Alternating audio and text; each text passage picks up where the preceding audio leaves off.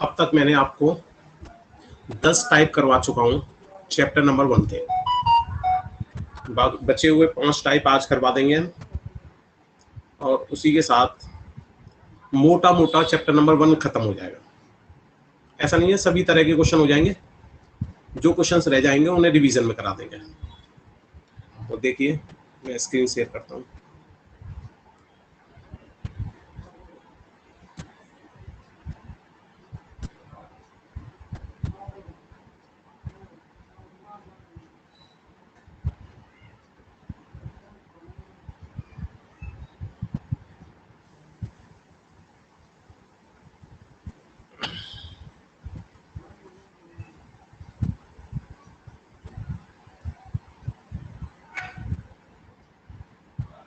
देखो type number 11 देखिए।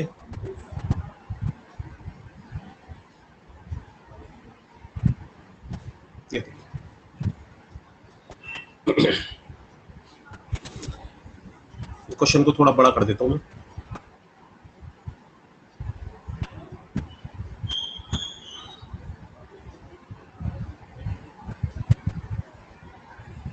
देखिए अब क्वेश्चन आपको दिख रहा होगा।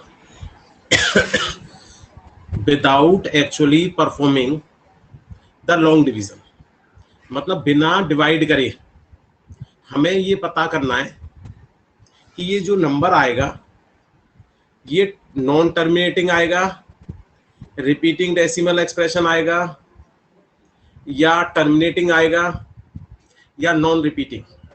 तो 4 तरीके मैंने बताए थे आपको कि 4 तरह के फॉर्म बन सकते हैं हमारे। उन्हीं 4 में से हमें बिना डिवाइड किए, इसमें जो मेन कंडीशन आ रही है वो आ रही है without actual performing long division. अगर हिंदी में बात करें, बिना लंबी विभाजन बताएं कि निम्नलिखित परिमेय संख्या के जो दशमलव प्रसार है वो शांत होगा। शांत को बोलते हैं हम टर्मिनेटिंग, अशांत मतलब नॉन टर्मिनेटिंग, और आवर्ती मतलब रिपीट होना।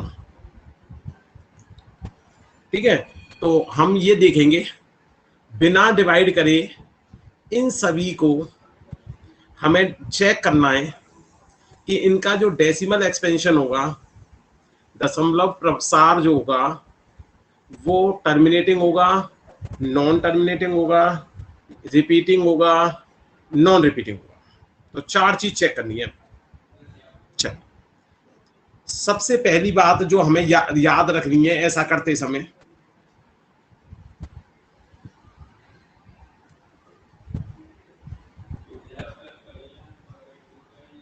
वो होती है हमारी लोएस्ट टर्म में कन्वर्ट करना।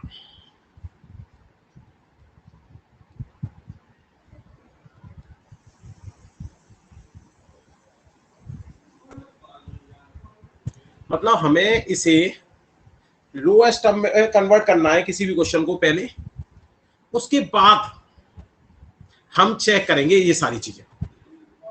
मैं याद दिला देता हूं आपको। ऊपर वाला हमारा न्यूमरेटर होता था, नीचे वाला हमारा डिनोमिनेटर होता था। हिंदी में बात करें, ऊपर वाला अंश और नीचे वाला हर। टर्मिनेटिंग नॉन टर्मिनेटिंग देखने के लिए सबसे पहली कंडीशन तो ये है, पहले तो क्वेश्चन हमारा लोएस्ट टर्म में होना चाहिए, तभी हम बता सकते हैं। सेकंड कंसेप्ट क्या है, जो हमारा नीचे वाला नंबर है,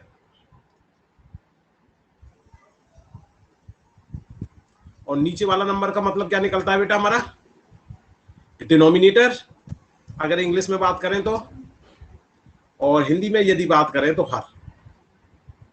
तो हमें जो नीचे वाला नंबर है उसमें जो प्राइम नंबर है वो केवल 2 की पावर n, 5 की पावर n की फॉर्म में हो।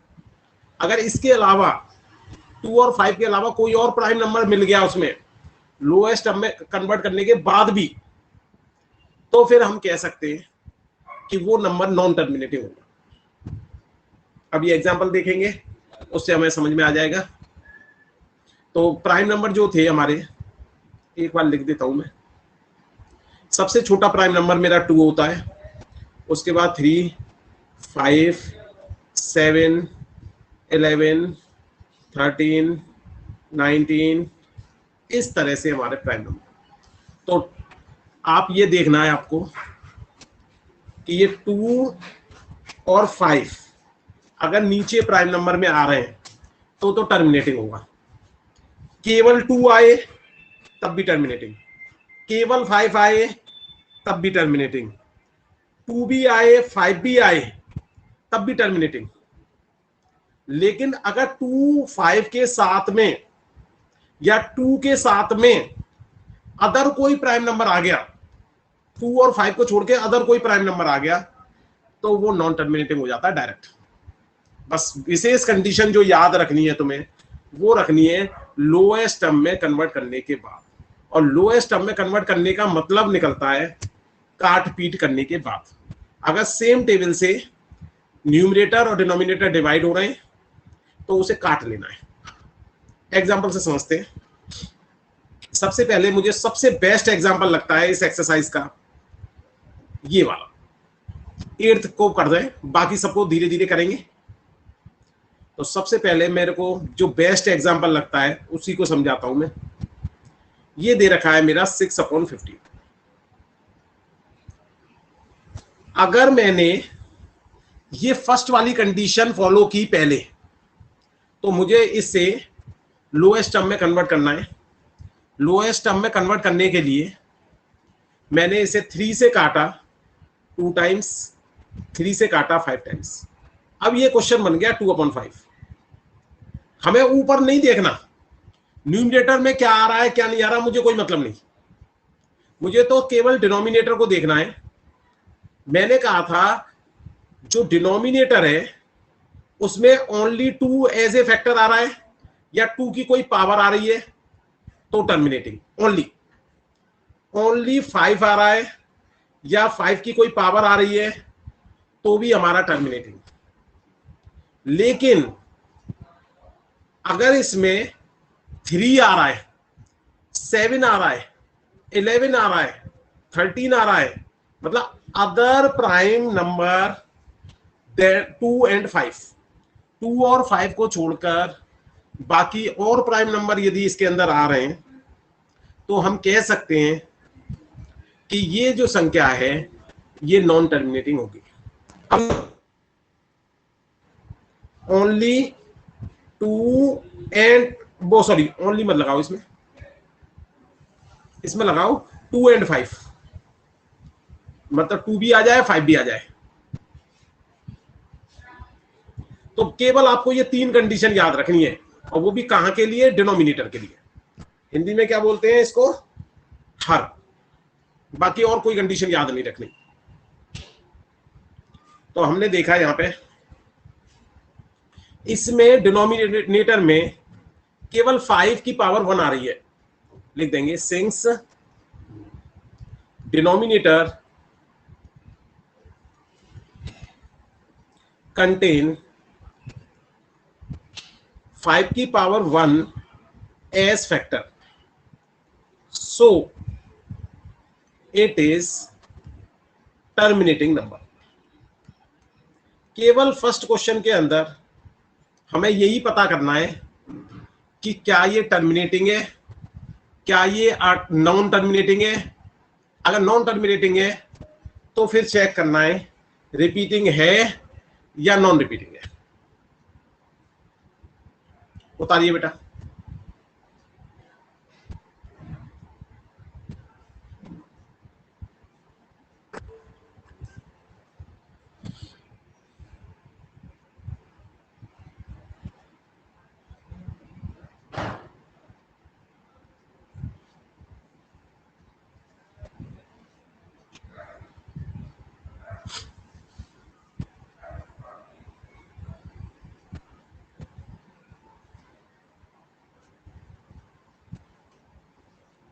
उतर गया सभी का? Yes sir. Very good. 1 minute sir, 1 minute, बस 1 मिनट। उतार लिया।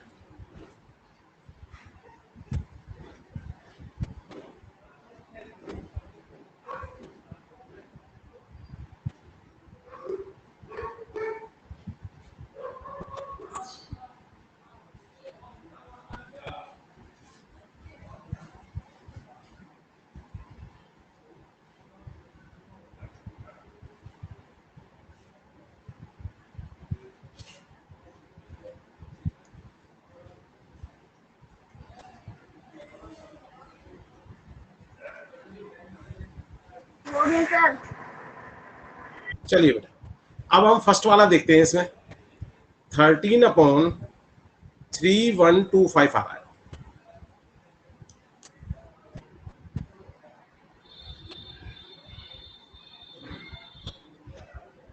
देखिए, सबसे पहले मैंने 13 से इसको काट के देखा और ये कटा नहीं, तो लोएस्ट नंबर तो ये पहले से ही है।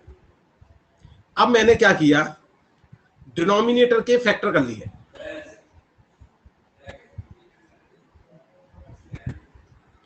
फाइव से इसको डिवाइड किया, 5 6 जा 30, 5 2 जा 10, 5 5 जा 25। 5 से अगेन डिवाइड किया, 5 1 जा 5, 5 2 जा 10 और 5 5 जा 25। अगेन 5 से डिवाइड किया, 5 2 जा 10 और ये हो गया 5। अब 25 को 5 से डिवाइड करेंगे तो 5 टाइम्स, और 5 को 5 से डिवाइड करेंगे तो 1। तो हम इसको ऐसे लिख सकते हैं कि this is 13 and this is 5 की पावर 1 2 3 4 5।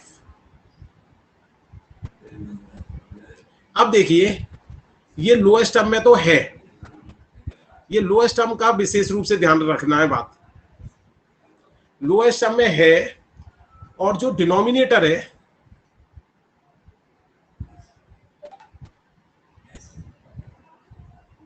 उसमें 5 की पावर 5 एस फैक्टर आ रहा है। तो उसमें बताया गया था 2 और 5 को छोड़ के बाकी कोई भी प्राइम नंबर आ जाएगा तो नॉन टर्मिनेटिंग। अब इसमें 5 ही 5 आ रहा है, तो हम कह सकते हैं कि ये जो हमारा नंबर है ये टर्मिनेटिंग होगा।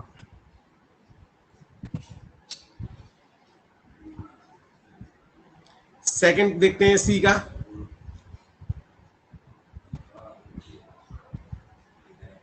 Seventeen upon 8।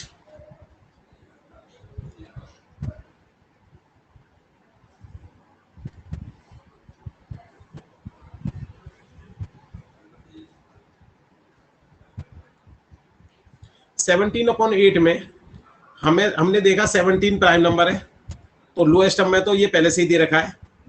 बस केवल मैंने 8 के फैक्टर कर लिए। 8 के फैक्टर आप आराम से कर लोगे।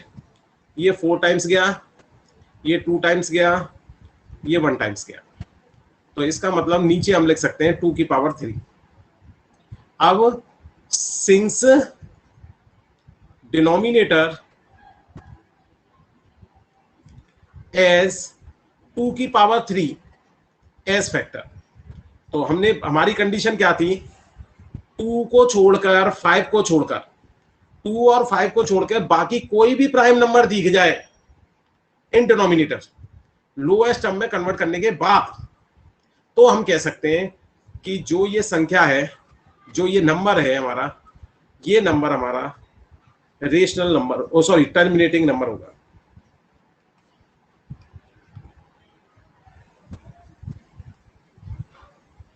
Hello sir. हाँ बेटा बोलो। सर ये कितना कौन सा चैप्टर सर बता सकते हैं? मैं अभी ज्वाइन हुआ हूँ। चैप्टर नंबर 1 चल रहा है बेटा।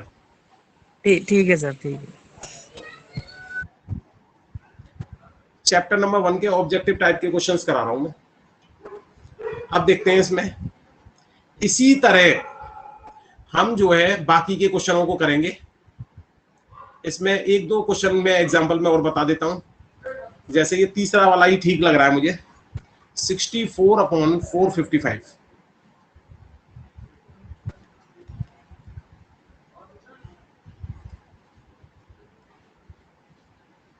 Sixty four upon 455। एक बार चेक कर लेता हूं मैं। 455 ओके। अब देखिए, हमने देखा 64 तो हमारा 2 की टेबल में आएगा, ये 2 की टेबल में आएगा नहीं, तो हमने क्या किया, 455 के सॉरी फैक्टर कर लिए, तो ये 5 9 जा 5 1 जा। अब 3 से डिवाइड किया इसको, तो 3 से डिवाइड नहीं हो रहा, ये तो हमने किया 7 से डिवाइड। 7 से ये 13 टाइम्स गया और 13 से ये 1 टाइम्स गया। तो हम कह सकते हैं 64 के भी फैक्टर निकाल लेते हैं बेटा।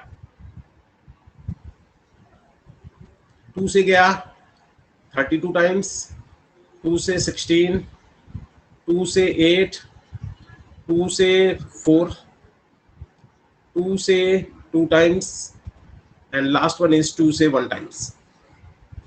तो अगर मैंने ये काउंट किए तो ये आ गए 2 की पावर 6।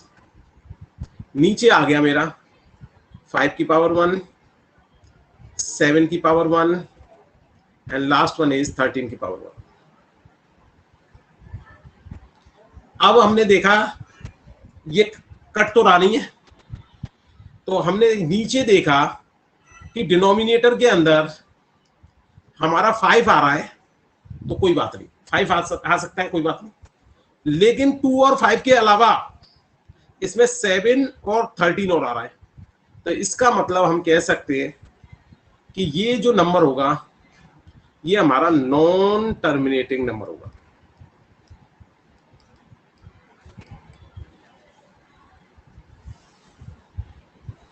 नॉन टर्मिनेटिंग नंबर होगा, ये हमारा आंसर होगा।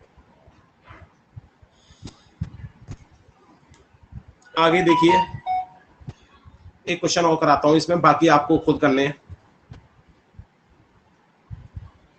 9th वाला 35 अपॉन 50, ये है हमारा 9th। इसको देखा हमने, 35 के फैक्टर निकाल लिए। 5 से गया 7 टाइम्स, 7 से गया 1 टाइम्स। इसी तरह मैंने 50 के फैक्टर निकाल लिए। 5 से गया 10 टाइम्स, अगेन 5 से गया 2 टाइम्स, 2 से गया 1 टाइम्स। तो ऊपर तो आ गया 5 इंटू 7, नीचे आ गया 5 इंटू 5 इंटू 2। मैंने कहा था क्वेश्चन में लोएस्ट टर्म में कन्वर्ट करना है। जब मैंने इसको लोएस्ट टर्म में कन्वर्ट किया तो इस 5 से ये 5 कट गया, ऊपर 7 बच गया, नीचे 5 और 2। मैंने कहा था डिनोमिनेटर में अगर 2 और 5 के अलावा कुछ और आ जाए प्राइम नंबर, तो हम कह सकते हैं वो नंबर नॉन टर्मिनेटिंग, क्योंकि इसमें 2 और 5 ही आ रहा है। सिंस डिनोमिनेटर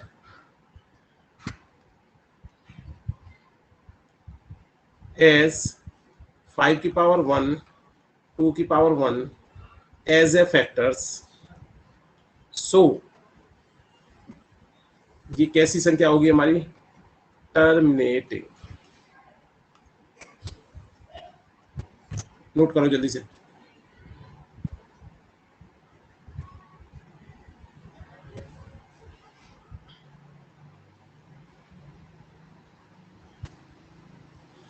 क्या सर? अभी और करने दो बच्चों को। हो गया सर? कोई बात नहीं बेटा, अभी करने दे। अभी बहुत सारे बच्चे बहुत स्लो करते हैं। हो गया सर, हो गया। चलो हो गया सर। ओके बेटा। तो उम्मीद करता हूं टाइप नंबर 11 अच्छी तरह समझ में आ गया होगा। अब मैं 2-4 क्वेश्चन आपसे करवाता हूं और चेक करते हैं कि कौन बच्चा सही सही करता है।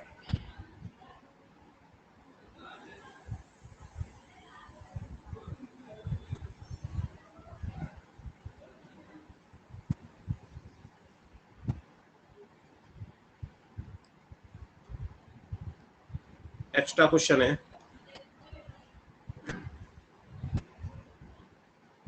17 अपॉन 300।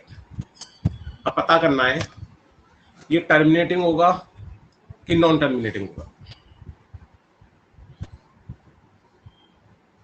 Non terminating. ओ बेटा, आंसर नहीं बताना, अभी कर ले, मैं माइक ऑन करके पूछूंगा। Okay sir. करो कॉपी में जल्दी से।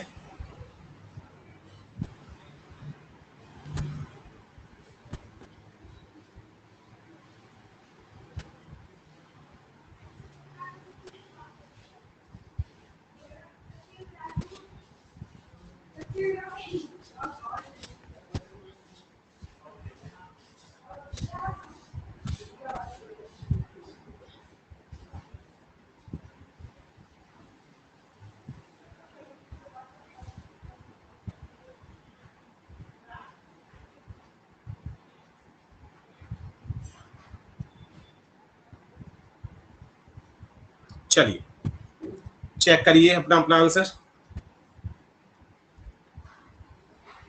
17 एज अ प्राइम नंबर है, तो इसलिए इसके फैक्टर तो हो नहीं सकते। हमने 300 के फैक्टर कर दिए। इसे 2 से किया 150 टाइम्स, 2 से किया 75 टाइम्स, 5 से किया 15 टाइम्स, 5 से किया 3 टाइम्स और 3 से किया 1 टाइम्स। तो देखो बेटा, इसमें जब ध्यान से देखा 2 की पावर 2 आ रहा है, 5 की पावर 2 आ रहा है और 3 की पावर 1 आ रहा है। अब हमें कंडीशन थी कि डिनोमिनेटर के अंदर केवल 2 और 5 प्राइम नंबर आने चाहिए। अगर इसके अलावा कोई एक भी आ गया तो ये नॉन टर्मिनेटिंग हो जाता है। तो यहां पर हमने देखा 2 आ रहा है, बहुत अच्छी बात है, चल जाएगा। 5 आ रहा है, चल जाएगा।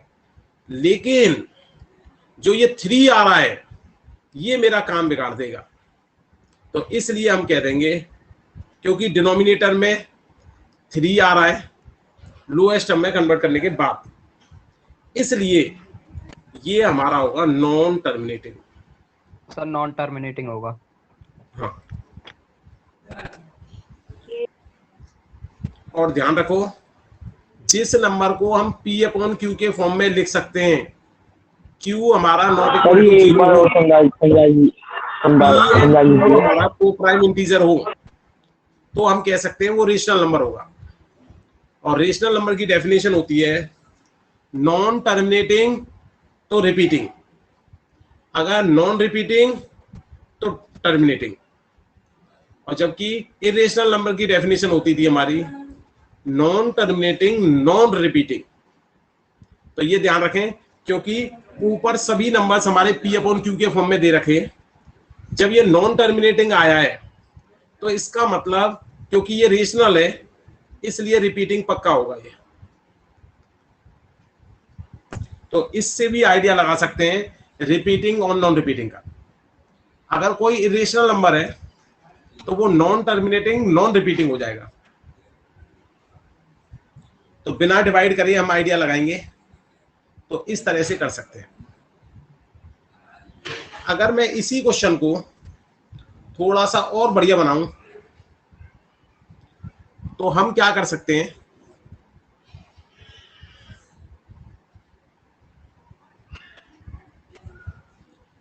वो ये जो दे रखा है, मान लीजिए इसे ले लेते हैं 77 अपॉन 210।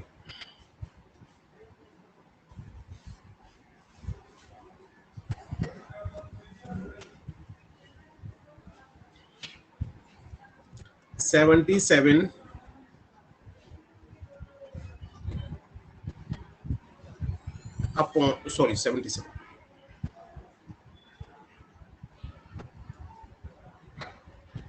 210। हमने देखा 77 के फैक्टर्स हो सकते हैं हमारे, 7 से गया 11 टाइम्स, 11 से गया 1 टाइम्स। ऐसे ही हमने 210 के फैक्टर निकाल लिए। 3 से किया 70 टाइम्स, 7 से किया 10 टाइम्स, 2 से किया 5 टाइम्स, 5 से किया 1 टाइम्स। तो ये तो बन गया 7 इंटू 11। नीचे वाला बन गया 3 इंटू 7 इंटू 2 इंटू 5। अब हमने ध्यान से देखा इसको, 7 ऊपर वाले में भी आ रहा है, 7 नीचे वाले में आ रहा है। तो इसका मतलब ये अभी लोएस्ट टर्म में है नहीं। तो इसको लोएस्ट टर्म में कन्वर्ट करने के लिए इस 7 से 7 को काट दिया।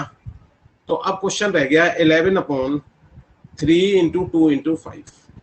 आपको अच्छी तरह पता है कि 2 चल जाएगा, 5 चल जाएगा, लेकिन ये 3 रह गया। ये 3 हमारा काम बिगाड़ेगा।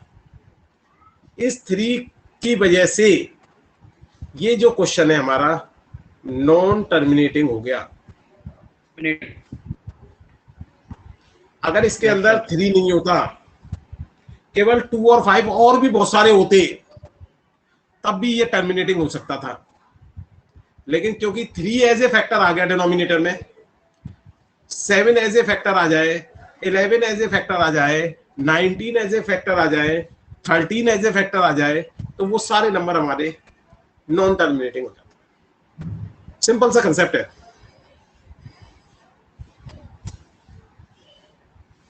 अब आइए जरा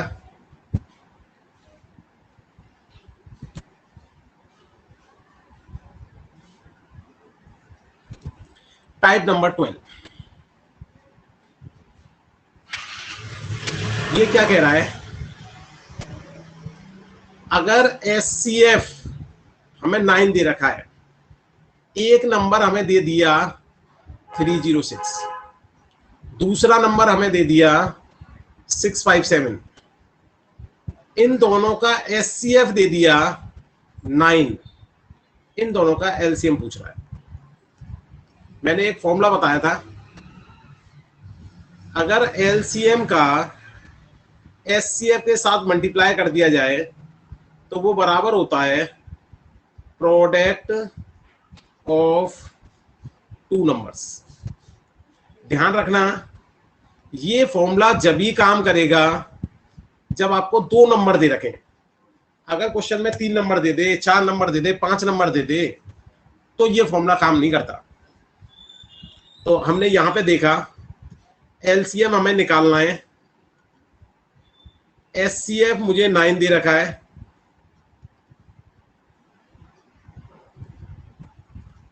फर्स्ट नंबर 306 दे रखा है और सेकंड नंबर 657।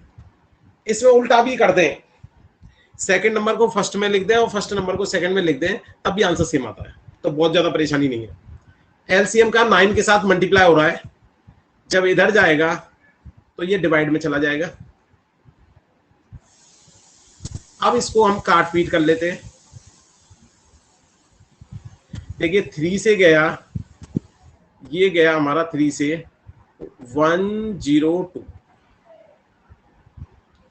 अब हमने देखा अगेन 3 से काटा 1 टाइम्स, 3 से ये चला गया, 3 3 जा 9 और बचा हमारा 22, सॉरी एक मिनट, 3 3 जा 9 और ये बचा 12, तो 3 4 जा 12, तो हमारा LCM आ जाएगा 34 का 657 के साथ मल्टीप्लाई। जो भी इसे मल्टीप्लाई करने के बाद आएगा डेट इज योर LCM। चलो बेटा नोट करो जल्दी से। इस तरह का क्वेश्चन भी एग्जाम में देखने को मिल सकता है।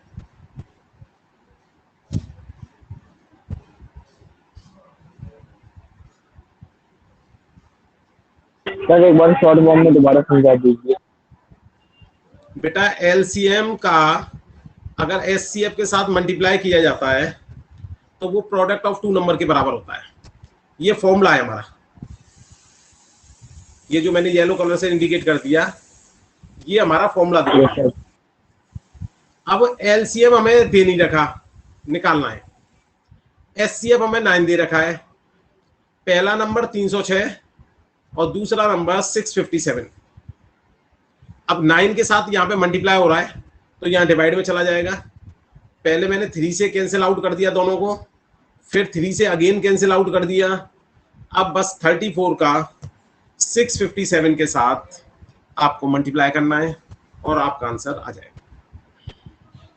मल्टीप्लाई कर दिया सर। चलिए बेटा 34 से 657 से मल्टीप्लाई करके दिखाओ कुछ बच्चे, जिसका सबसे पहले होगा वो माइक ऑन करके बताओ। कर दिया सर, हो गया। सर हो गया राकेश कुमार। हो गया सर राकेश आया बेटा कुमार। Answer sir 222338। 2238 सभी का यही आया है। हाँ जी सर। Yes sir. देख लो बेटा किसी बच्चे का चेंज तो नहीं आया। अगर चेंज आया हो किसी बच्चे का तो माइक ऑन करके बताओ।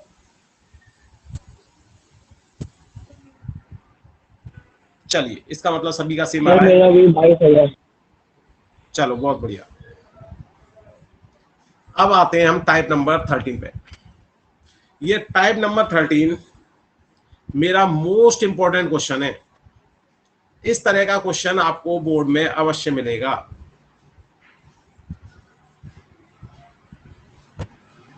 देखिए क्या कहता है क्वेश्चन, ये जो हमारी इक्विलेट डिवीजन लेमा है,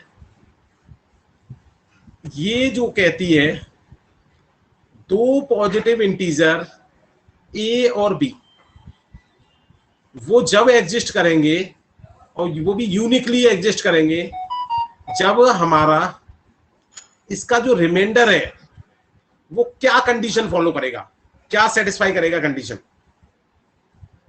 अब हमें इन चारों में से चॉइस करनी है कि रिमाइंडर के बारे में हमारी कौन सी थ्योरम काम करती है। मैंने जब आपको बताया था तो मैंने कहा था यदि किसी नंबर को हमने x से डिवाइड किया और मान लीजिए क्वोशिएंट हमारा y आया और रिमाइंडर हमारा r आया, तो हम कह सकते हैं ये रिमाइंडर हमेशा छोटा होता है। रिमाइंडर जो है वो छोटा होगा हमेशा x से, x का मतलब डिवाइजर से, और रिमाइंडर जीरो भी हो सकता है, जीरो के इक्वल भी हो सकता है, और जीरो से बड़ा भी हो सकता है। तो इसलिए यहां पे साइन आ जाएगा इस तरह का। अब क्योंकि यहां पे डिवाइजर जो दे रखा है वो दे रखा है हमें b, x की जगह क्या दे रखा है उसने b, तो यहां पे b लिख देंगे। तो ये कंडीशन बन जाएगी, b से रिमाइंडर वाली कंडीशन बनेगी। तो दिस इज योर आंसर, आपका डी वाला आंसर एकदम करेक्ट है। ए बी सी में भी माइन्यूटली अंतर है, बहुत छोटा छोटा अंतर है।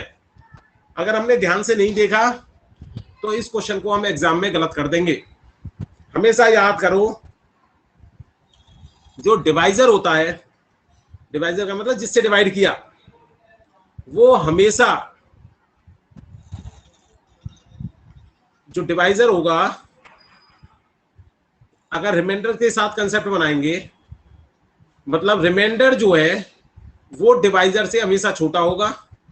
रिमाइंडर जीरो के बराबर हो सकता है, जीरो से बड़ा हो सकता है, लेकिन हमेशा डिवाइजर से छोटा होगा। अगर मान लीजिए किसी क्वेश्चन में मैं कह रहा हूं 2 एज ए डिवाइजर, तो उसका रिमाइंडर 0 और 1 आ सकता है। अभी मैं 2-4 एग्जांपल दे देता हूं। अगर किसी संख्या को 2 से डिवाइड करें तो जो पॉसिबल रिमाइंडर होंगे वो हो सकते हैं 0 और 1। देखो 2 से छोटा है कि नहीं। अगर किसी संख्या को 3 से डिवाइड किया जाए तो पॉसिबल जो रिमाइंडर होंगे वो बन जाएंगे हमारे 0, 1, 2। अगर कोई किसी संख्या को 5 से डिवाइड किया जाए तो पॉसिबल रिमाइंडर बन जाएंगे हमारे 0, 1, 2, 3, 4। 5 कभी नहीं आएगा, डिवाइजर के बराबर नहीं हो सकता कभी भी, हमेशा डिवाइजर से छोटा होगा और 0 या 0 से बड़ा होगा। तो ये कंडीशन है हमारी शेषफल की। हिंदी में रिमाइंडर को क्या बोलते हैं हम? शेषफल। नोट करो बेटा जल्दी से। हो गया सर। चलिए बेटा और बच्चों को नोट करने दो। थोड़ा ऊपर करना। Sir hello hello sir. हाँ बोलो बेटा। सर कहाँ से मतलब नोट करना सर? क्वेश्चन यहां से चालू है बेटा। सर डी वाला ना? अच्छा ठीक है सर, ओके ओके। बेटा ये तो 4 ऑप्शन दे रखे हैं, इन चारों में से चॉइस करना था कौन सा आंसर आएगा। हमारा ये डी वाला आ गया इसमें। यस सर, समझ गया समझ गया समझ गया। एक नेक्स्ट टाइप नंबर 14 देखते हैं हम। Yes sir. ये डायरेक्ट क्वेश्चन है बेटा, अगर पता है तो नंबर आ जाएंगे, अगर नहीं पता तो गलत हो जाएगा। ये कह रहा है पाई जो है ये किस तरह की संख्या है? नेचुरल नंबर में आएगी, रेशनल नंबर में आएगी, इरेशनल नंबर में आएगी, या रेशनल नंबर 2 बार कह दिया मैंने, तो इसको मैं चेंज कर देता हूं, नन ऑफ एवर। एक मिनट रुक जाओ, क्वेश्चन देख रहा हूं। नेचुरल नंबर को हम प्राकृतिक संख्या बोलते हैं, रेशनल नंबर को हम परिमेय संख्या बोलते हैं, इरेशनल नंबर को हम अपर में संख्या बोलते हैं, और नन एवं का मतलब ऊपर के तीनों नहीं है। चलिए, अब यहां पे हमने देखा पाई को हम 22/7 लेते थे, लेकिन ये जो पाई की वैल्यू होती थी ये लगभग वैल्यू है। हम सॉल्यूशन के लिए इतनी वैल्यू ले लेते हैं, लेकिन जो एक्यूरेट वैल्यू होती है वो 3.14 और चलता जाता है। और जब तक चलेगा, नॉन रिपीटिंग है, नॉन रिपीटिंग नॉन टर्मिनेटिंग। जब नॉन रिपीटिंग है, रिपीट नहीं हो रहा और समाप्त भी नहीं हो रहा, नॉन टर्मिनेटिंग है, तो आप बताओ अगर 2 बार नमक डल गया, नॉन रिपीटिंग नॉन टर्मिनेटिंग, तो इसका मतलब होता है कि ये नंबर कैसा होगा हमारा, इरेशनल नंबर। तो irrational number answer goes to, हमारा जो आंसर है वो किसकी तरफ भाग जाएगा, सी वाले की तरफ। ये मैंने ग्रीन कलर से कर दिया है, तो इरेशनल नंबर हमारा पाई माना जाएगा। सर ये जो वैल्यू हम 22/7 लेते हैं, ये हमारी लगभग वैल्यू है, एकदम एक्यूरेट वैल्यू नहीं है। कैलकुलेशन को सर। आसान बनाने के लिए हम 22/7 ले लेते हैं। Excuse me sir. बोलो बेटा। सर मेरे ट्यूशन वाले भैया ने बताया था कि जो हमारी पाई की वैल्यू होती है जो उसके इक्वल 20, वो इरेशनल नंबर होता है, लेकिन पाई रैशनल नंबर होता है। नहीं बेटा, गलत बताया उन्होंने। अगर एग्जाम में ये क्वेश्चन आएगा तो आपको पाई को इरेशनल नंबर बताना है। मैंने आपको मैथ में बता रखा है, मैथ में हमारे यहाँ 50-50 कुछ नहीं होता, या तो सही या गलत, या तो ट्रू में आएगा या फॉल्स में आएगा। जितने भी स्टेटमेंट होते हैं हमारे, वो सभी स्टेटमेंट जो है हमारे मतलब या तो ट्रू में आते हैं या फॉल्स में आते हैं। तो पाई जो आता है हमारा वो इरेशनल नंबर में आता है बेटा, ठीक है। ट्यूशन वाले भैया ने कह दिया, कोई बात नहीं, हो सकता है थोड़ा सा नहीं डिटेल में देखा होगा उन्होंने। आपको अगर एग्जाम में ये क्वेश्चन आता है, आपको इरेशनल नंबर ही लिखना है। और मैं एनसीईआरटी में देखूंगा तेरे को, एनसीईआरटी में किस जगह पे लिख रखा है कि pi is a irrational number, ठीक है। रेशनल में नहीं आता बेटा। क्वेश्चन को समझने की कोशिश कर। अगर वो ये कह रहा है कि पाई की जगह 22/7 लेना है, तो हम कहेंगे रेशनल। लेकिन उसने ये नहीं कहा कि पाई की जगह क्या लेना है, उसने क्लियर हमसे पूछा है कि व्हाट इज द, मतलब जो नंबर पाई है वो कैसा नंबर है, नेचर कैसा है इसका, रेशनल है इरेशनल है, तो इसलिए हम इरेशनल बोलेंगे इसको। अगर वो पाई की जगह इस क्वेश्चन को ऐसे पूछता मेरे से, देखो बेटा एक्स्ट्रा क्वेश्चन लिख लो एक। अगर वो कहता द नंबर 22/7 इज, अब ये चारों ऑप्शन दे देता वो, नेचुरल नंबर होगा, रेशनल नंबर होगा, रेशनल नंबर को हम क्यू से रिप्रेजेंट करते हैं, इरेशनल नंबर होगा क्यू की पावर सी, और डी नन ऑफ एबव। तब हम कह सकते हैं तेरे ट्यूशन वाले भैया की हिसाब से कि ये जो है हमारा रेशनल नंबर होगा, क्योंकि उसने 22/7 की बात की है, और 22/7 का मतलब हो गया P/Q के फॉर्म में नंबर लिखा हुआ है। Q is not equal to 0, P and Q are the co-prime integer. तब हम कह सकते हैं 22/7 इज ए रेशनल नंबर, लेकिन pi is always a rational number. दोनों में अंतर समझ। क्वेश्चन मैं यही कह रहा था। पूछता है हमें, हैं? क्या कह रहे हो बेटा? वो सर यही मैं कह रहा था, 1 को रेशनल नंबर कहते हैं और पाई को रेशनल नंबर। तो ये ध्यान रखना है बेटा, क्वेश्चन हमारा इस तरह से पूछा जा रहा है कि क्वेश्चन हमारा इस तरह से पूछा जा रहा है, जिस तरह से वो क्वेश्चन पूछ रहा है उस हिसाब से आंसर देंगे। क्योंकि मैंने बता दिया पाई की वैल्यू ये जो 22/7 है, ये हमने लेट मान रखी है, लगभग है, ये अप्रोक्सीमेट वैल्यू है, ये एकदम एक्यूरेट 22/7 नहीं होता। इसलिए ऐसा किया गया। समझ में आ गया? Yes sir. चलिए ध्यान रखना है बेटा, क्वेश्चन पाई को पूछता है तो इरेशनल बोलना है, अगर 22/7 को पूछता है तो रेशनल बोलना है। बस केवल ये अंतर है दोनों में। अब लास्ट टाइप है बेटा हमारा इस चैप्टर का, टाइप नंबर 15।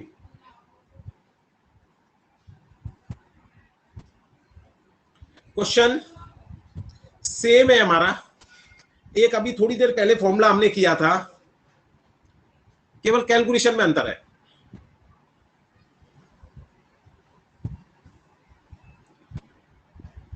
एलसीएम का यदि एचसीएफ के साथ मल्टीप्लाई कर दिया जाए तो ये बराबर होता है प्रोडक्ट ऑफ टू नंबर्स, दो नंबर के मल्टीप्लाई के बराबर होता है।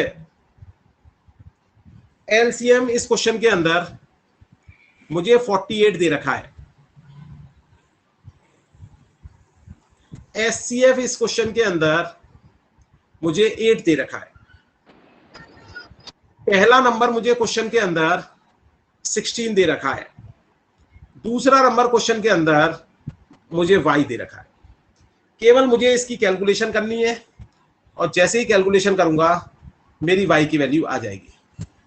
देखो 16 के साथ y मल्टीप्लाई हो रहा है, तो यहां जब जाएगा y RHS से LHS में तो ये डिवाइड में चला जाएगा।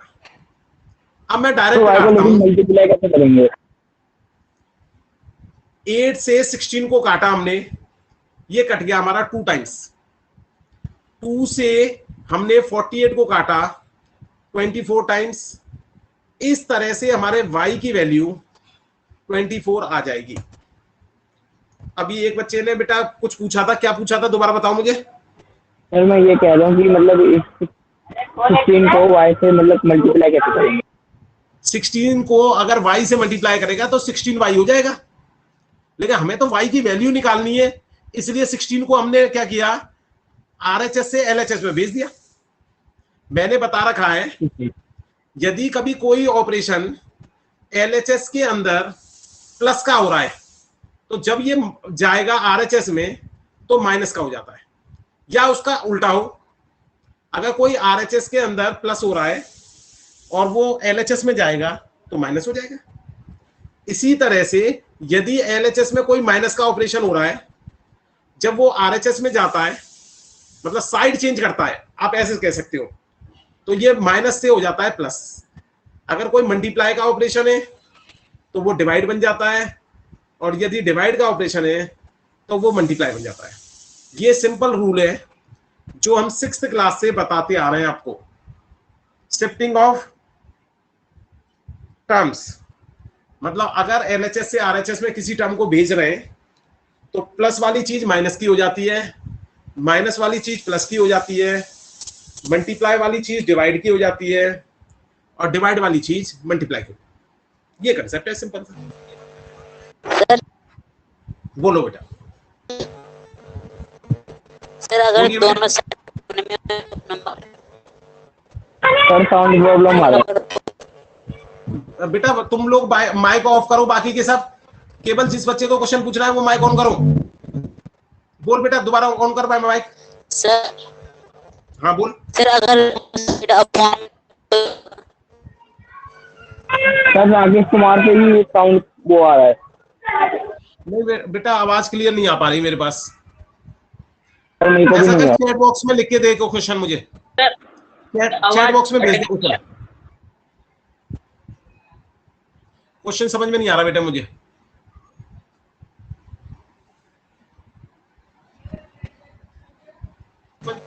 यस सर लिख दिया चैट बॉक्स में। सर अगर दोनों साइड अपॉन में, हाँ दोनों साइड अपॉन में है तो हमारा आंसर क्या होगा?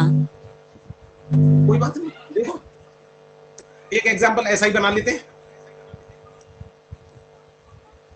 मान लीजिए ये कोई क्वेश्चन है, देखो जरा जैसा आप क्वेश्चन सोच रहे हो उसी तरह से बन रहा है कि नहीं। 3/x = 9/(x वाई, ये सॉरी वाई नहीं देंगे इसमें,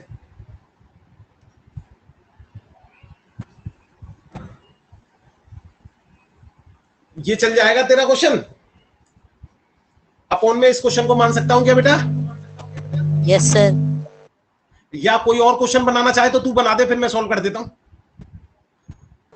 नो सर, यही सही है। यही ठीक है। तो बेटा मैंने एक टर्म बताया आपको, क्रॉस मल्टीप्लीकेशन।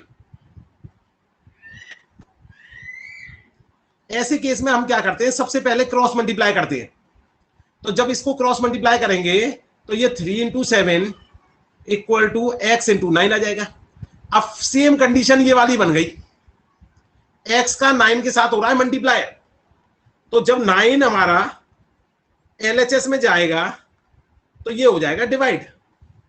अब इसको सिंप्लीफाई कर देंगे तो हमारा आंसर आ जाएगा 3 7 जा 21 और नीचे 9। अगर 3 से काटे इसे 7 टाइम्स, ये 3 से कट गया 3 टाइम्स, तो x इक्वल टू 7/3 हमारा आंसर आ गया। इस तरीके से कर सकते हैं बेटा, समझ में आया राकेश? Yes sir. और कोई क्वेश्चन बनना है मन में? बता, अगर कोई और क्वेश्चन बनना हो तो उसे भी सॉल्व करूं। No sir.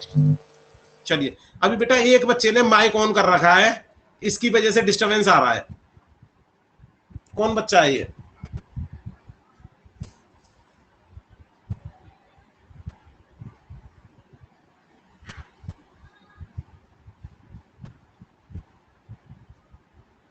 Iqbal, mic on करियो बेटा। क्या इकबाल मेरी आवाज सुन रहा है? इकबाल बेटा माइक ऑन करो।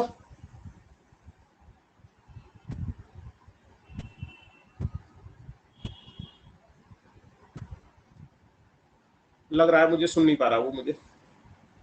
चलिए हेलो सर। आगे चलते हैं। Sir hello. हाँ इकबाल बोल रहा है। नहीं सर, मैं मोहित बोल रहा हूँ सर। वो उसमें है ना सर, कंप्यूटर में वो बोल रहा है, इसलिए वो सर माइक नहीं खोल पा रहा वो। माइक नहीं खोल पा रहा? नहीं, मैं यही चेक कर रहा था यस सर। कि वो झूठ बोल रहा था मेरे से आज या रियलिटी है। सर उसका मतलब कि कंप्यूटर में सर माइक ऑन नहीं होता ना सर। कोई उस बात वजह नहीं से। बेटा, मुझे पता है, मैं तो केवल ओके उसको सर। चेक कर रहा था कहीं वो मेरे से झूठ तो नहीं बोल रहा था। समझ गया नहीं समझा? सर चलिए हाँ बोलो बेटा। Yes sir. एक बार दोबारा बता सकते हैं? 27 सर नेशनल नंबर। कौन सा वाला क्वेश्चन बेटा? सर जो अभी हमने पाई पाई वाला करा था 22/7। अच्छा बता देता हूँ बेटा, दोबारा बता देता हूँ। देखिए बेटा ये था क्वेश्चन। देखो, दो चीजें याद करनी है केवल आपको। अगर क्वेश्चन के अंदर ये पूछ रहा है वो 22/7 कैसी संख्या है,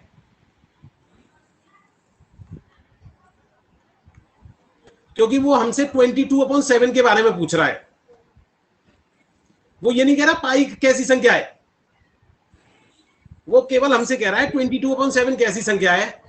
तो हम कहेंगे आंसर में भाई ये रेशनल संख्या है, हिंदी में बोलते हैं परिमेय संख्या। तो इरेशनल को अपरिमेय संख्या ना। लेकिन यदि उसने क्वेश्चन में ये पूछा पाई कैसी संख्या है, तो इरेशनल। तब हम कहेंगे कि पाई कैसी संख्या है भाई, इरेशनल नंबर। इरेशनल उसमें बोलेंगे अपरिमेय संख्या।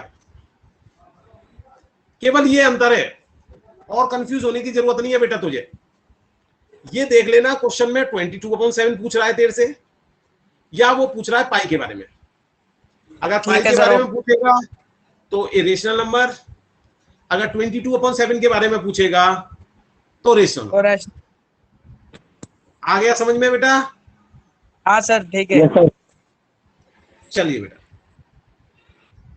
हेलो हाँ बोलो बेटा। सर जी, अगर LHS में अंडर रूट में हो तो RHS में जाके क्या बनेगा? चलो बनाते हैं क्वेश्चन ऐसा ही। देखो जरा, ये बच्चा कह रहा है, कोई एक्स्ट्रा क्वेश्चन बनाते हैं। LHS में रूट में दे रखा है, मान लीजिए root x into 5 equal to 125 दे रखा है। मान लो ये क्वेश्चन है, या कुछ और चेंज करना चाहता है बेटा इस क्वेश्चन में? नहीं सर जी अगर ऐसे कुछ और सही। नहीं, अगर और मन कर रहा हो तो कर सकता है, इसको और भी कठिन बना सकता है। सर जी 125 एक्स स्क्वायर कर दो। 125 एक्स स्क्वायर, ये क्वेश्चन है आपका। और चेंज सर। करना है इसमें कुछ? No sir. चलिए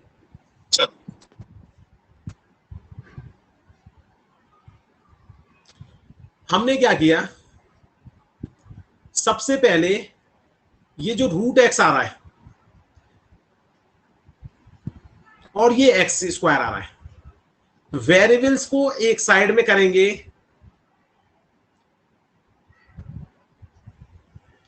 और कांस्टेंट्स को एक साइड में करेंगे। तो हमने क्या किया, रूट एक्स इंटू 5, अभी पहले मैंने इसको बढ़िया तरह लिख दिया, इसको मैं लिख सकता हूं 125 इंटू एक्स स्क्वायर। अब एक्स स्क्वायर तो LHS में रहने दिया, ये रूट एक्स का 5 के साथ मल्टीप्लाई हो रहा है, तो यहां जाएगा तो रूट एक्स से डिवाइड हो जाएगा। ये 5 हमारा यहां पे है, ये 125 का एक्स स्क्वायर के साथ मल्टीप्लाई हो रहा है, तो इधर ये जाएगा तो डिवाइड हो जाएगा। बताओ ये फॉर्म समझ में आई या नहीं आई? बोलो बेटा। आगे सर। यस सर आगे समझ। अब देखो इसके बाद, 5 से ये 1 टाइम्स और ये 5 से कट गया 25 टाइम्स, तो ये 1/25 आ गया मेरा। अब इसको देखो ध्यान से, ये एक्स स्क्वायर दे रखा है, रूट एक्स का क्या मतलब होता है? रूट एक्स का मतलब होता है एक्स की पावर 1/2। एक्स की पावर इसको 1/2 लिख दिया हमने। अब याद करो 6th क्लास में तुम्हें एक फॉर्मूला बताया गया था, अगर बेस सेम है और डिवाइड हो रहा है तो पावर माइनस हो जाती है। इस फॉर्मूले को यदि इसमें लगाया गया तो ये बन गया हमारा एक्स की पावर 2 - 1/2। अब ये जो 2 - 1/2 है, इसको हमने रफ में माइनस कर लिया, वही मेरा वाला तरीका बिना एलसीएम का। मैं क्या करता हूं, नीचे वाले का नीचे वाले से मल्टीप्लाई, तो 2 बन जा 2, क्रॉस मल्टीप्लाई, 2 का 2 से किया 4, 1 का 1 से किया तो 1, तो इसका आंसर आ जाएगा मेरा 3/2। तो मैं इसे ऐसे लिख सकता हूं,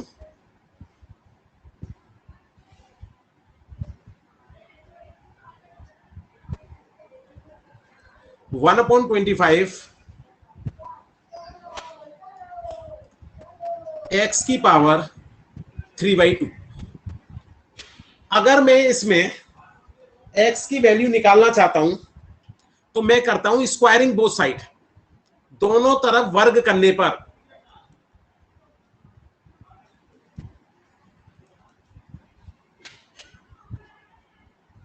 अगर मैंने दोनों तरफ स्क्वायर किया तो ये बन गया 1/25 का होल स्क्वायर और ये x की पावर 3/2 का होल स्क्वायर।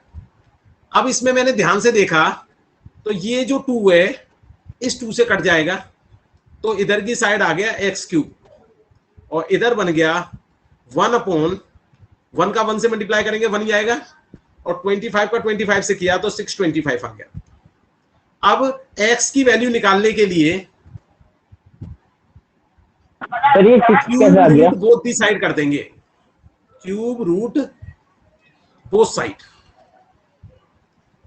तो ये बन जाएगा। जब इसमें क्यूब रूट करेंगे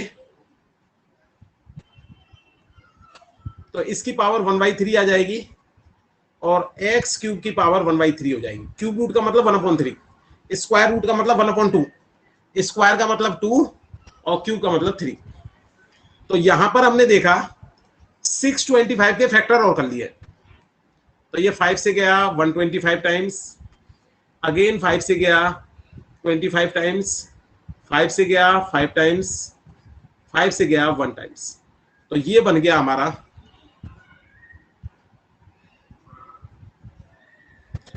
1/5 की पावर 4 होल की पावर 1/3 इक्वल टू, यहां पर हमारा इस 3 से ये 3 कट जाएगा तो x की पावर 1, और x की पावर 1 का मतलब x होता है। इसको थोड़ा सिंप्लीफाई करेंगे तो ये आ जाएगा 5 की पावर 4/3। ये हमारा आंसर आ गया।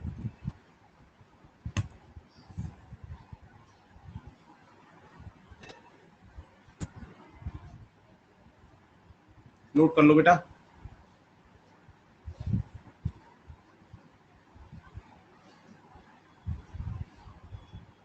सर एक बार और बता देंगे? हाँ बता देंगे, पहले नोट कर लो जल्दी से। सर आप एक बार टाइप नंबर 13 का एक एग्जांपल बता देना। टाइप नंबर 13 का एग्जांपल, ठीक है बता दूंगा।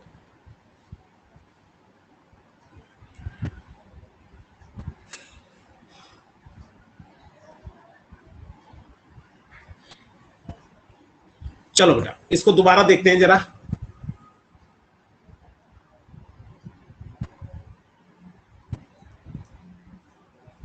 क्वेश्चन बनाया था हमने ये cube root of x, sorry cube root नहीं है, स्क्वायर रूट है। Square root of x into 5 equal to 125 into x square. इसमें हमने क्या किया, सबसे पहले वेरिएबल्स को एक साइड में कर लिया और कांस्टेंट को एक साइड में किया। तो इसकी वजह से ये जो 5 है वो तो हमारा यहीं पे रह गया, लेकिन जो ये 125 था जिसका एक्स स्क्वायर के साथ मल्टीप्लाई हो रहा था उसको हम नीचे ले आए। इसी तरह रूट एक्स का 5 के साथ मल्टीप्लाई हो रहा था तो इसको हम नीचे ले गए। अब इसके बाद हमने x की पावर 1/2 को, जो रूट x है हमारा, उसको हम लिख सकते हैं x की पावर 1/2। इसके बाद इसमें मैंने फॉर्मूला लगा दिया, अगर बेस सेम है और डिवाइड हो रहा है तो पावर्स जो है माइनस हो जाती है। तो इसमें मैंने ये वाला फॉर्मूला लगा दिया अपना। इस फॉर्मूले के आधार पे यहां पर इसकी पावर आ गई 2 - 1/2, और 2 - 1/2 को कैसे सॉल्व करेंगे वो मैंने बताया। नीचे वाले का नीचे वाले से मल्टीप्लाई, क्रॉस मल्टीप्लाई, 2 का 2 से किया तो 4, 1 का 1 से किया तो 1। तो यहां पर हमारा आंसर आ गया 3/2। तो ये बन गया हमारा x की पावर 3/2। अब हमने इसको x की पावर 3/2 है, वैल्यू हमें x की निकालनी है, क्योंकि नीचे इसमें 2 आ रहा है इसलिए मैंने दोनों साइड में स्क्वायर कर दिया। जब मैंने इसमें दोनों साइड में स्क्वायर किया,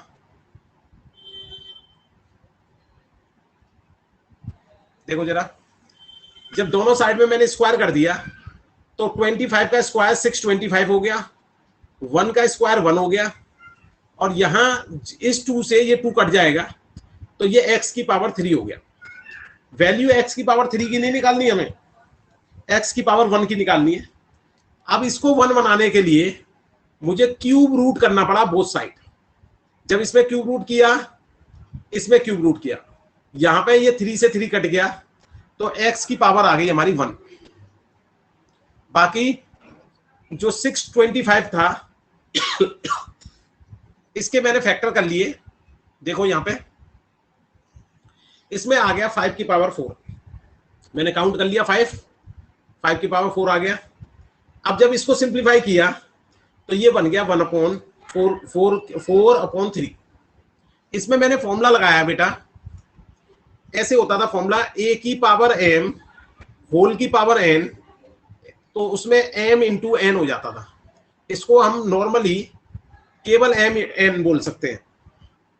तो वही फॉर्मूला लगा के अब की बार मैंने रिवर्स में लगा दिया ये, अगर 1/a की पावर m होल की पावर मान लो 1/q लिख रहा है, तो यहां पर हो जाएगा 1/a m q नीचे आ जाएगा। तो सेम प्रोसीजर, क्योंकि 1 की पावर तो क्यूब रूट कर लें, स्क्वायर रूट कर लें, 1 ही आना है। आ गया बेटा समझ में? Yes sir. Yes sir. चलिए बेटा, चलिए। सर अब जरा एक ये और एग्जांपल सॉल्व नहीं हो एक सकता? बच्चे ने पूछा है टाइप नंबर 13 का एग्जांपल। एक पहले ये देखता हूं टाइप नंबर 13 में था क्या।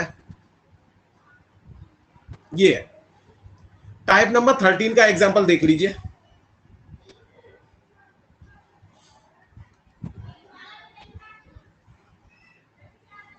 अगर कभी कोई क्वेश्चन दे रखा है n equal to 5q plus r, अब की बार उसने जो डिवाइजर है जिससे हम डिवाइड करते हैं वो 5 दे दिया, जबकि इस क्वेश्चन के अंदर जो डिवाइजर था वो b दे रखा था हमें। तो मैंने कहा था जो रिमाइंडर होता है वो हमेशा छोटा होता है डिवाइजर से, और 0 के बराबर भी हो सकता है रिमाइंडर, और 0 से बड़ा भी हो सकता है। तो इक्वल टू भी आ जाएगा और बड़े बड़े वाला भी साइन आ जाएगा, लेकिन 5 से हमेशा छोटा होगा या डिवाइजर से हमेशा छोटा होगा। तो इस तरह से एक एग्जांपल हम ये भी ले सकते हैं कि अगर इस तरह से कोई क्वेश्चन दे दिया जाए तो हम कह सकते हैं पॉसिबल रिमाइंडर 0 1 2 3 4 आएगा, 5 नहीं आ सकता। मैंने तुम्हें इस बात को समझाने के लिए ये बहुत सारे एग्जांपल दिए थे। देखो यहां 2 से डिवाइड कर रहा है, रिमाइंडर आ रहा है 0 1, 2 के बराबर नहीं आ रहा। यहां 3 से डिवाइड कर रहा है, रिमाइंडर आ रहा है 0 1 2। यहां 5 से डिवाइड कर रहा है, रिमाइंडर आ रहा है 0 1 2 3 4। अब ऐसे ही यदि मान लो मैं 15 से डिवाइड करूंगा तो पॉसिबल रिमाइंडर मेरा 0 1 2 3 4 5 6 7 8 9 10 11 12 13 14 यहां तक आएगा। इनमें से कोई एक आएगा। पॉसिबिलिटी मतलब संभावना, कौन से वाले की संभावना है। अब इनमें से कोई भी आ सकता है, तो वही इसमें पूछा जा रहा था। और जब कभी बहुत सारे टर्म्स आते हैं, हमारे बहुत सारे नंबर्स आते हैं, तो हम उसको इनइक्वालिटी की फॉर्म में रिप्रेजेंट कर देते हैं, जैसा कि हमने इस क्वेश्चन में किया कि हमने इसको रिप्रेजेंट कर दिया इस फॉर्म में। इस क्वेश्चन में हमने रिप्रेजेंट कर दिया इस फॉर्म में। आया बेटा समझ में? और एग्जांपल दूं?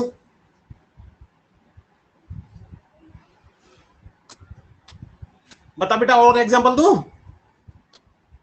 सर प्रॉब्लम हो रही है। क्या हो गया? हेलो, समझ में आया या नहीं आया?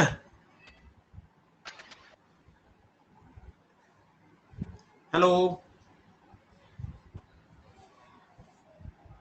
आ गया। हेलो, क्या बेटा मेरी आवाज आ रही है? Yes sir. यस सर, आप थोड़ी क्लियर है। इस बच्चे ने पूछा था बेटा समझ में आया या नहीं आया? नहीं तो और भी एग्जांपल दे सकता हूं मैं इसके। बता, अगर मन कर रहा हो तो और एग्जांपल दूं। सर एक और दे दो। चलो बेटा देखो, और देखो।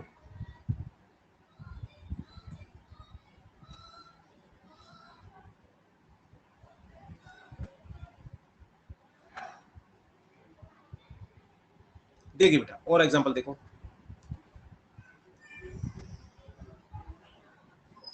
क्वेश्चन उसने दिया P equal to AQ plus R। मान लो ये कोई भी टर्म दे दिया उसने कहा क्या क्या कंडीशन होगी इसमें R की। एक कंडीशन दे दी कि R 0 से बड़ा होगा और A से छोटा होगा। एक कंडीशन दे दी, ऑप्शन दे रहा है R जो है 0 के बराबर होगा और A के बराबर भी होगा। एक कंडीशन दे दी R जो है हमारा A से छोटा होगा लेकिन 0 के बराबर होगा। और एक कंडीशन उसने दे दी, आर जो है हमारा वो बराबर हो सकता है ए के, लेकिन 0 के बराबर नहीं हो सकता। अब जरा इस वाली बात को ये देख, 6 है, 6 से हम यदि किसी नंबर को डिवाइड करें तो हमारा जो रिमाइंडर आएगा वो क्या क्या आ सकता है, ये सोचना है हमें। अब हम 5-6 एग्जांपल ले रहे हैं जिससे कोशिश करते हैं कि 6 से यदि हमने किसी संख्या को डिवाइड किया तो रिमाइंडर क्या क्या आ सकता है। मान ले मैंने ले लिया 19, अगर मैं 19 को 6 से डिवाइड करूंगा तो बेटा मेरा रिमाइंडर कितना आएगा, 1। अगर मैं 18 को 6 से डिवाइड करूंगा तो मेरा रिमाइंडर आएगा 0। यदि मैं 20 को 6 से डिवाइड करूं तो मेरा रिमाइंडर आएगा 2। इसी तरह 6 से 21 को मैं डिवाइड करूं तो रिमाइंडर मेरा आएगा 3। इसी तरह और ऊपर जाऊं मैं, 22 को डिवाइड करके देखूं मैं 6 से तो रिमाइंडर मेरा आ जाएगा 4। अगर मैं सर बहुत प्रॉब्लम हो रहा है, डिवाइड करूं 6 से, क्या कह रहा है बेटा? सर बहुत प्रॉब्लम आ रहा है, बार बार आवाज बेटा ये दिक्कत हो सकती है, अभी रुक जाओ। सर क्लियर आवाज आ रहा है आपका, शायद उसका नेटवर्क प्रॉब्लम है। कोई बात नहीं, कोई बात नहीं, मैं कोशिश करता हूँ एक बार और क्लियर करने की, कुछ बन जाए तो।